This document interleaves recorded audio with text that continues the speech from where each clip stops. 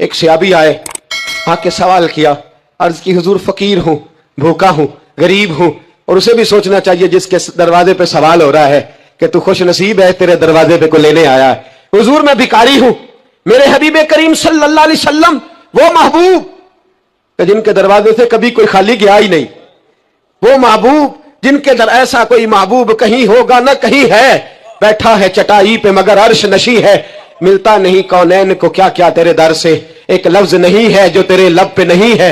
और आला हज़रत फरमाते कौन देता है, देने को मुंह चाहिए, देने वाला है सच्चा, देने वाला है सच्चा, या खुदा से मांगा करो या मोहम्मद मुस्तफा से मांगा करो. आए मेरे हबीब के पास से आबी, हुजूर भिखारी हूं, हुजूर कुछ लेने आया हूं, दरे रसूल का भिखारी हूं.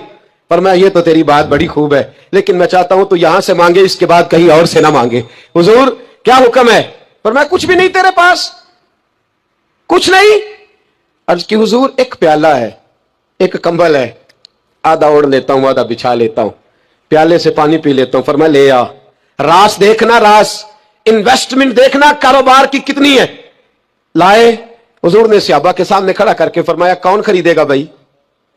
अल्लाह करे आज सारी तवज्जो आपकी मेरी बात पे हो, क्योंकि लफ्ज मेरे हैं, बात तो मैं रसूलुल्लाह की बयान कर रहा हूं. क्या अंदाज इख्तियार फरमाया. फरमाया कौन खरीदेगा? एक सहाबी कहने लगे हुजूर 1 दिनार में खरीदता हूं. फरमाया नहीं, बोली बढ़ाओ. सहाबी कहने लगे हुजूर 2 दिनार देता हूं. मेरे हबीब ने क्या फरमाया? मेरे हबीब ने फरमाया लो मैं तुम्हें देता हूं. 2 दिनार की चीजें बेची. हुजूर ने फरमाया इधर आ, 2 दिनार पकड़, जा कुल्हाड़ा लेके आ, जा रस्सी लेके आ. वो लाए, उसमें फल, कुल्हाड़े में फल. नसीब देखो सहाबी के, दस्ता और फल नबी पाक ने अपने हाथों से लगाया. फरमाया चल पकड़, जा जंगल में जाके लकड़ियां काट, अपने कंधे पर लकड़ियां रख और जा बेच. एक पेशा बुरा है दुनिया में, वो मांगना है. गर्दन को झुका देता है खैरात का पत्थर, जहां में मांगने वालों के सर कभी ऊंचे नहीं होते. और ये इल्तिजाए करम और मैं आपसे करूं, ये भीख उसको दीजिए जिसका खुदा ना हो. इकबाल कहते हैं गैरत है बड़ी चीज जहां ने तगोदो में पहनाती है, ये फक्र को ताजे सरदारा. जो कौमें मांग के खाती हैं वो सर झुका के जीती है, और जो दोनों हाथों से कमा के खाती है वो सर उठा के जीती है. मेरे रसूल पाक सल्लल्लाहु अलैहि वसल्लम ने फरमाया जा लकड़ियां काट और बेच. सहाबी कहते 1 महीने के बाद वो आया. महीने के बाद हुजूर ने फरमाया तेरा हाल क्या है? अर्ज की हुजूर सारे घर वालों के बिस्तर बन गए, हुजूर सबके कपड़े आ गए, या रसूलल्लाह सारा कुछ हो गया है. और वाह उसके नसीबे, जेब में हाथ डाल के कहने लगा हुजूर ये 10 नजराना, ये 10 दिनार मैं नजराना देने के लिए लाया हूं, मैं सुफा के तालिब इल्मों के लिए लाया हूं, मैं दीन के मुजाहिदों के लिए लाया. उठ बांध कमर, क्यों डरता है? फिर देख खुदा क्या करता है. बाहर जाऊंगा तो कुछ करूंगा, अपनी मिट्टी पे चलने का सलीका सीखो, किसी के संग मरमर पे चलोगे तो फिसल जाओगे.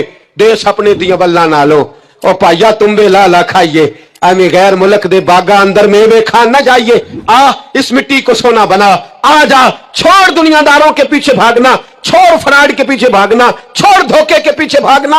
आ जा वयरज़ुक़हु मिन हैसु ला यहतसिब. अल्लाह फरमाता है दुनियादार तुझे सोच समझ के देंगे, मेरे महबूब के दर का गदा बन के आ, मैं तुझे बगैर हिसाब किताब ही अता फरमा दूंगा, मैं तुझे बगैर हिसाब किताब अता फरमाऊंगा.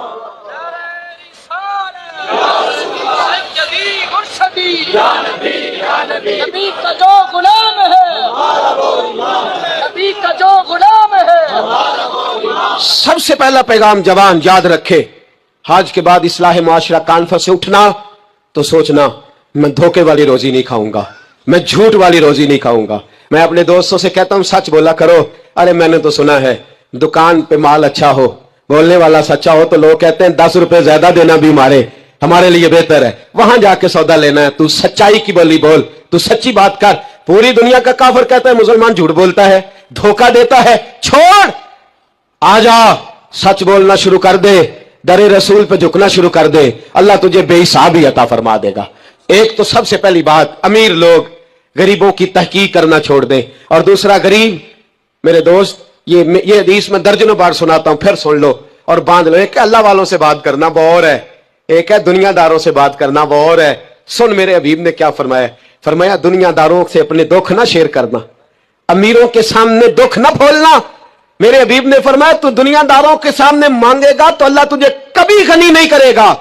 फरमाया रात की तन्हाई में دو نفل پڑھ کے رو کے اپنے رب رسول کو دکھڑے سنانا، فرمایا اللہ تجھے بڑی جلدی ہر چیز عطا فرما دے گا.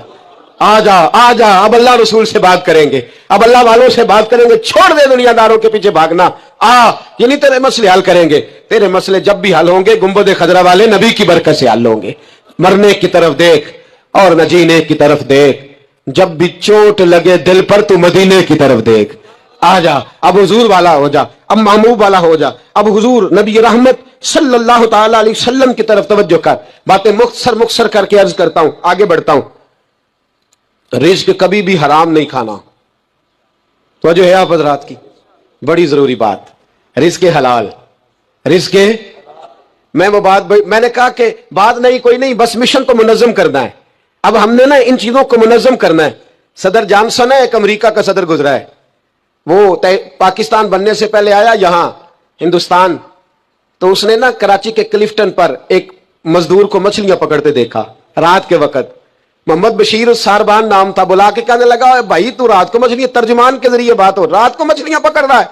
کہنے لگا بچے زیادہ ہیں، دن کی کمائی سے گزارا نہیں ہوتا. تو صدر صاحب کہتے ہیں میں نے کہہ دیا چوری کر لیا کر رات کو. کہنے لگا چوری نہیں کر سکتا، چوری کرنے سے میرے نبی نے منع فرمایا ہے صلی اللہ علیہ وسلم. کہتے ہیں اس کو اٹھاؤ بھائی، یہ تو بڑا قیمتی آدمی ہے، چلو امریکہ لے چلے.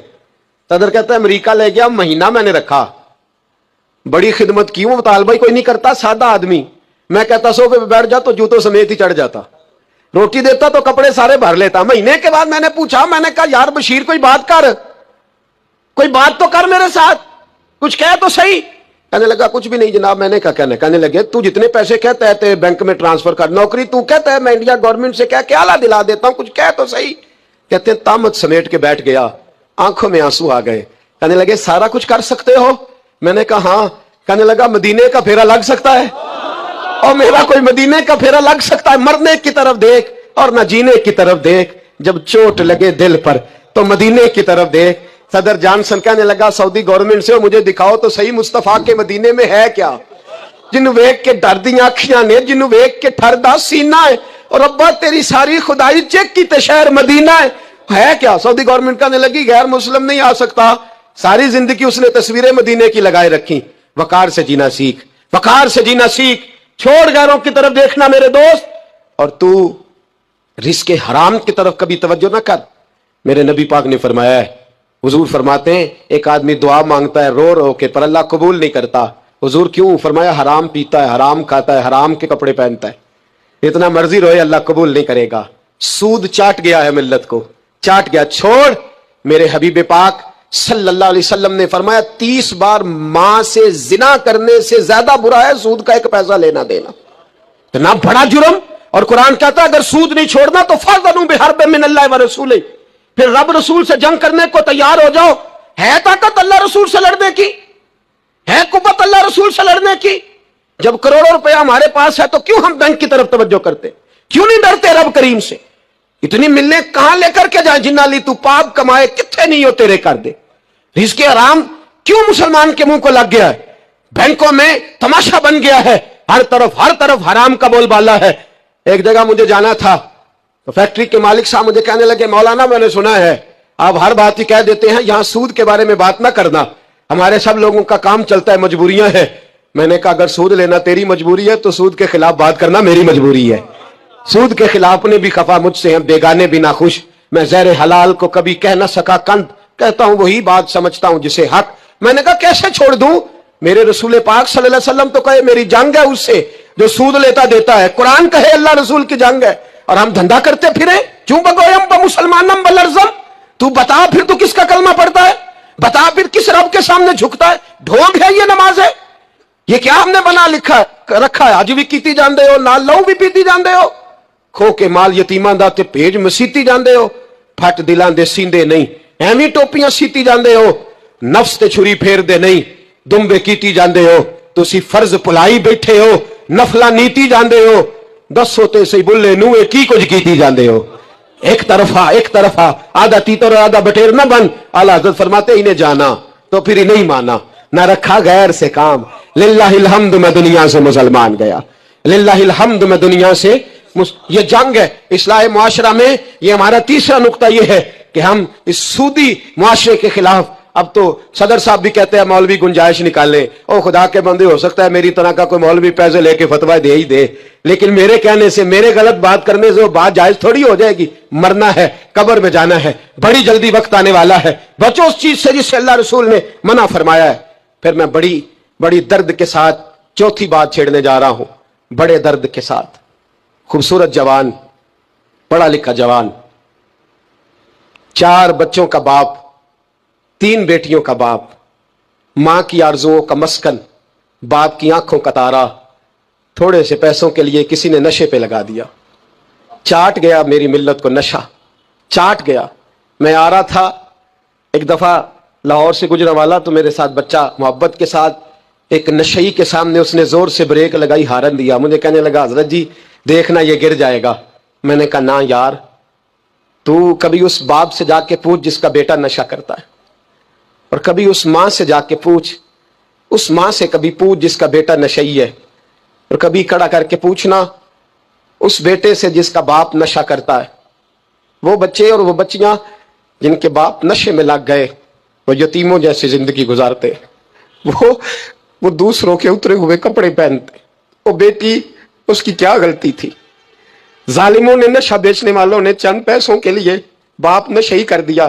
کہتے اس بچی کا رشتہ نہیں لیں گے, اس کا باپ نشہ کرتا ہے.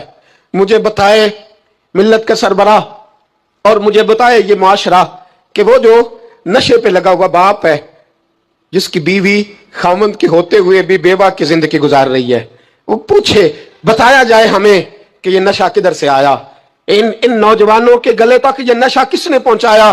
میرے عزیزو, کیا میں عرض کروں, اتنے خوبصورت جوان, کتنے گھر اجڑے, کتنی مائیں روز روتی ہیں. کوئی پیر صاحب کو ایسا تعویذ ملے میرا بیٹا نشہ چھوڑ جائے, وہ بی وہ بیچاری مانگ کے کھاتی ہے, اس کا خامن نشہ کرتا ہے.